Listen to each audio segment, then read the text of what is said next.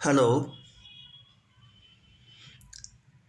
every curse has blessing and every blessing has a curse. આ એક famous કોટ છે. ખાસ કરીને આજના વિષયમાં આપણે એક વાત કરવી છે, અતિરેક અથવા ઉણપ, એક્સેસ ઓર લેકિંગ. ઈશ્વરે દરેક મનુષ્યને બુદ્ધિમત્તા, સુંદરતા, સંપત્તિ, જરૂરિયાત મુજબ યોગ્ય પ્રમાણમાં આપેલ છે. પરંતુ ક્યારેક ત્રાજવામાં હાથ હલી જાય અને વધારે ત્રાજવું નમી જાય તો અમુક વસ્તુ વધારે પ્રમાણમાં પીરસાઈ જાય છે. પણ ઈશ્વર બેલેન્સિંગ કરી નાખે છે. સૌંદર્ય પીરસતી વખતે ત્રાજવું વધારે નમી જાય તો બુદ્ધિ વખતે થોડો કાપ પણ મૂકી દે છે. સૌંદર્ય, સંપત્તિ અને બુદ્ધિમત્તાનો એક્સેસ અથવા ઉણપ જીવનમાં ઘણા સુખ દુઃખ લાવી શકે છે. આપણે ઇતિહાસ જોઈએ તો વાસવદત્તા, આમ્રપાલી, અનારકલી વગેરે ખૂબ જ સૌંદર્યવાન સ્ત્રીઓ હતી, પરંતુ એ બધાના જીવન ખૂબ જ દુઃખમય વીત્યા હતા. વાસવદત્તા મથુરાની એક સુંદર ગણિકા હતી. તેની પાસે સૌંદર્ય હતું. ભગવાન બુદ્ધના શિષ્ય ઉપગુપ્તની પ્રભાવશાળી અને તેજસ્વીતાથી એ ખૂબ આકર્ષાઈ હતી. તેણે ઉપગુપ્તને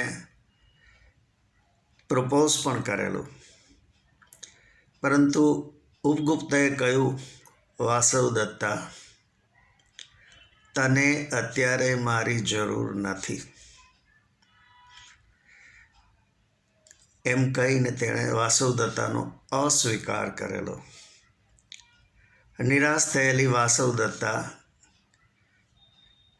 જીવન ગાળી રહી હતી અને તેને અનેક પ્રલોભનવાળા દરખાસ્તો અને આવતું હતું. પરંતુ એક સમય એવો આવ્યો કે એક ગુનામાં સંડોવણીમાં આવી જતા વાસવદત્તાને કડી સજા ફરમાવવામાં આવી. તેના નાક, કાન, હાથ, પગ વગેરે કાપી એને ફેંકી દેવાનું ફરમાન આવ્યું. વાસવદત્તાને આ રીતે ખૂબ જ ઈજા કરી લોહીથી ખરડાયેલી પરિસ્થિતિમાં જંગલમાં ફેંકી દેવામાં આવેલી. એ વખતે ઉપગુપ્ત પ્રગટ થાય છે. ઉપગુપ્ત કહે છે કે વાસવદત્તા, તે તથાગતના ઉપદેશનું પાલન કર્યું નથી. તે આધ્યાત્મિક જીવન પસંદ કરવાને બદલે ભોગ વિલાસવાળી લાઈફ પસંદ કરી, જેનું તું આ પરિણામ ભોગવી રહી છો. વાસવદત્તા અંતે બુદ્ધની શરણમાં જઈ ઉપગુપ્તની મદદથી પોતાના દેહની બધી પીડાઓ ભૂલી મનની શાંતિ પ્રાપ્ત કરી તેણે પોતાનું શ્રેષ્ઠ જીવન પૂરું કર્યું. એટલે આવી રીતે અતિરિક્તતા અને ઉણપ પણ ક્યારેક જીવનને તકલીફમાં મૂકી દે છે.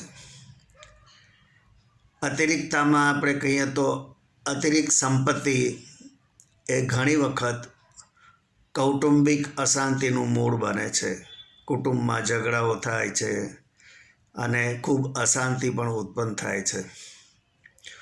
ઉણપવાળા માણસો પોતાની બુદ્ધિમત્તા પ્રમાણે જીવન વિતાવતા હોય છે.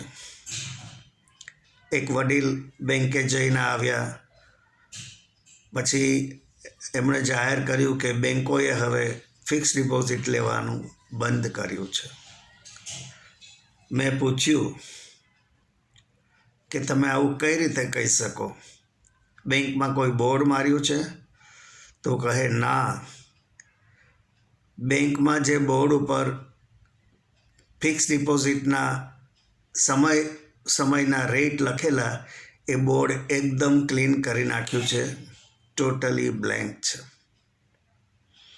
આવા જ એક અમારા પીઉને મને પૂછ્યું કે સર, હું બેંકમાંથી લોન લઉં તો વ્યાજ તો મારા ખાતામાં જમા થશે ને? આ રીતે ઉણપવાળા લોકો પણ જીવન વિતાવતા હોય છે. અને જે અતિરિક્તવાળા જે છે, જે વધારે પડતો વિચારશીલ છે, એ લોકોમાં એવું થાય છે કે બે ઓર્થોપેડિક સર્જન બેસીને વાતો કરતા હતા ત્યારે સામેથી તેમણે એક યંગ મેનને લંગડાતો ચાલતો આવતો જોયો. બંને ઓર્થોપેડિક સર્જનના અનુમાન જુદા હતા. એકે કહ્યું કે એને આ ગંભીર મુશ્કેલી છે, બીજાએ બીજી મુશ્કેલીની વાત કરી. પરંતુ ખરેખર તો પેલાના સ્લીપરની પટ્ટી તૂટી ગયેલી. એટલે જીવનનો આરંભ અને અંત બધાના નિશ્ચિત જ છે, પરંતુ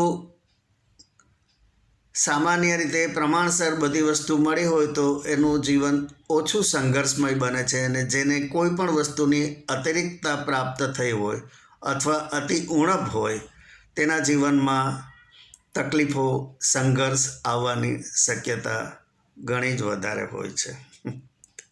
જો આપને મારો આ વિડીયો ગમ્યો હોય તો આપ મારા વિડીયોને લાઈક કરજો, આપના ગ્રુપમાં શેર કરજો અને મારી ચેનલને પ્લીઝ સબસ્ક્રાઈબ કરજો. આવજો. આભાર.